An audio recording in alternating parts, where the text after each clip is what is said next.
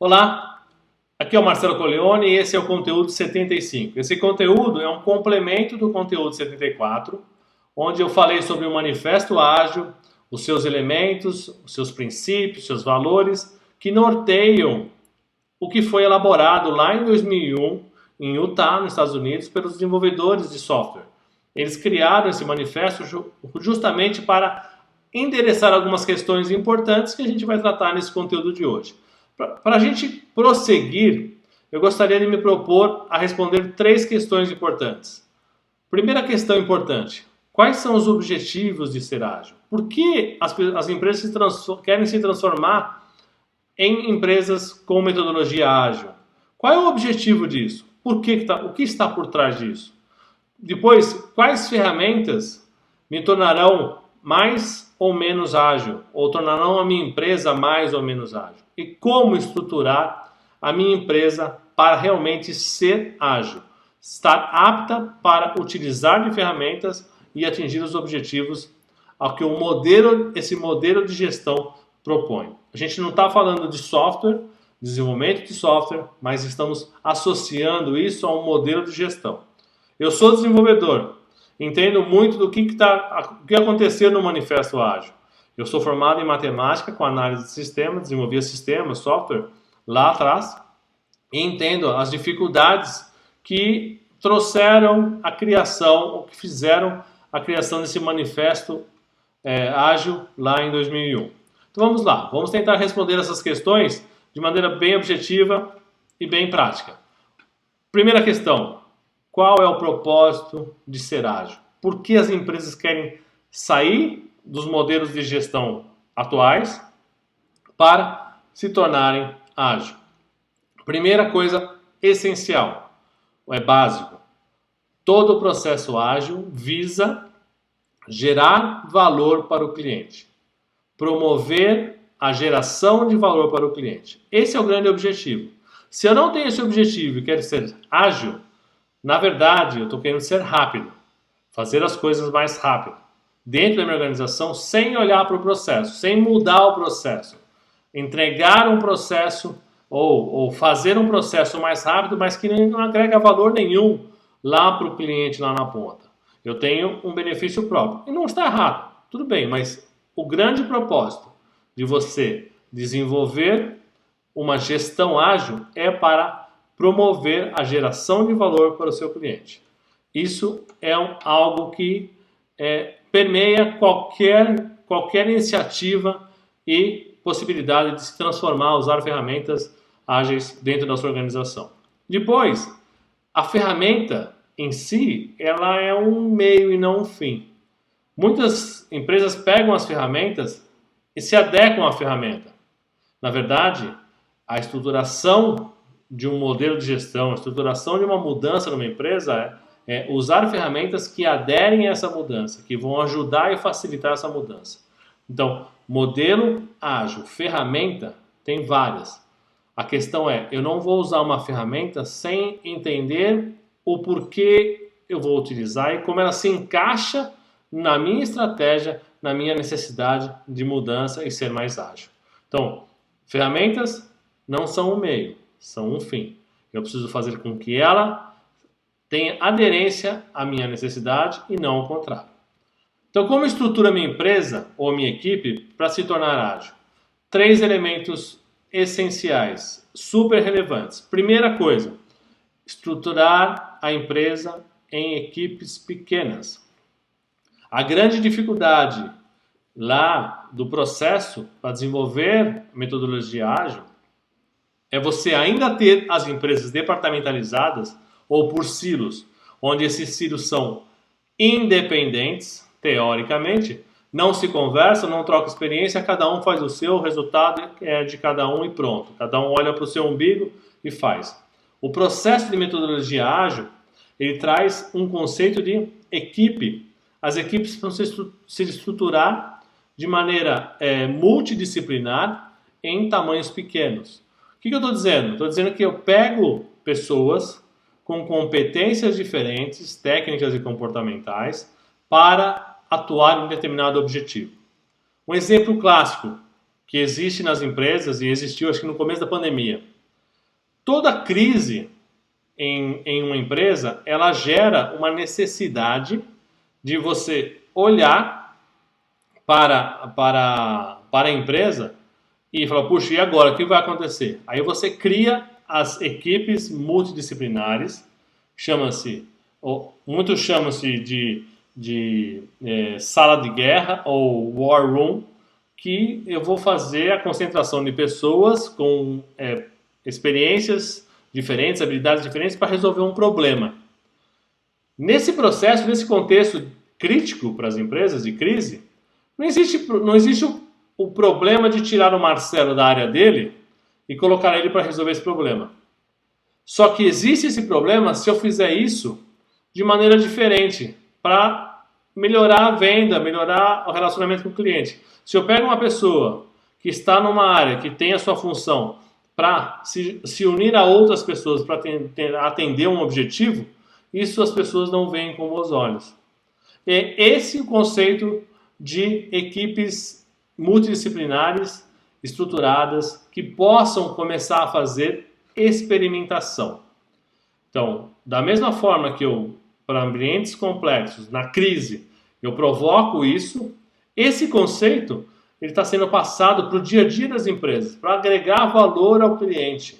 Então, primeiro fundamento essencial de uma empresa para ser ágil. Estruturar em equipes pequenas, multidisciplinares, para que promova uma cultura de experimentação, de evolução. Eu vou experimentar processos junto ao cliente com o intuito de agregar valor para o cliente. Então, esse é o primeiro. Eu tenho um conteúdo, se não me engano é o conteúdo 55 ou 56, que ele fala sobre empresas, a transformação de uma empresa multinacional de mais de 150 anos, quinta geração, que realmente colocou células estratégica, tática, operacional, colocando equipes multidisciplinares para atingir o objetivo do cliente. Vale a pena relembrar esse conteúdo também. A segunda questão muito importante, a gente chama de customer centric, ou cliente-centrismo, ou foco no cliente, não importa. Mas, na verdade, o que está querendo trazer como um conceito é, de fato, a empresa se conectar com o cliente. Porque se você já montou células de equipes multidisciplinares, pequenas, com foco no objetivo de atender uma necessidade, agregar valor para o cliente, toda empresa precisa começar a entender como é o comportamento do cliente, quem são esses clientes, como fazer para agregar valor. E não aquele departamento específico que é atendimento ao cliente, pós-venda, ou área de vendas, área comercial, que realmente fazia o contato com o cliente. Não, esse processo precisa permear toda a organização. Então, quando você cria equipes menores, multidisciplinares, elas começam a entender melhor o cliente. E elas começam a ter foco na necessidade para resolver aquele objetivo, aquele processo pontual. Então, toda a empresa está centrada no cliente. Toda a empresa fica alinhada com o cliente. E não só uma área determina quais são as necessidades do cliente e aí passa para todo mundo e às vezes as pessoas nem sabem que cliente está falando, o que ele espera, como contribuir. Então, usar esse capital intelectual das pessoas para poder atingir quanto mais variáveis possíveis para poder agregar valor para o cliente. Então, o alinhamento é total com as necessidades do cliente, todos. Aquela equipe tem que estar 100% alinhada com a necessidade do cliente.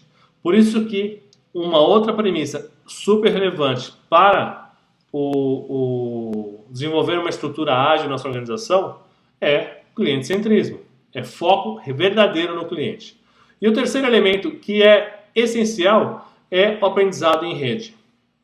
Esses silos que a gente tem hoje nas organizações não fazem com que as pessoas aprendam umas com as outras.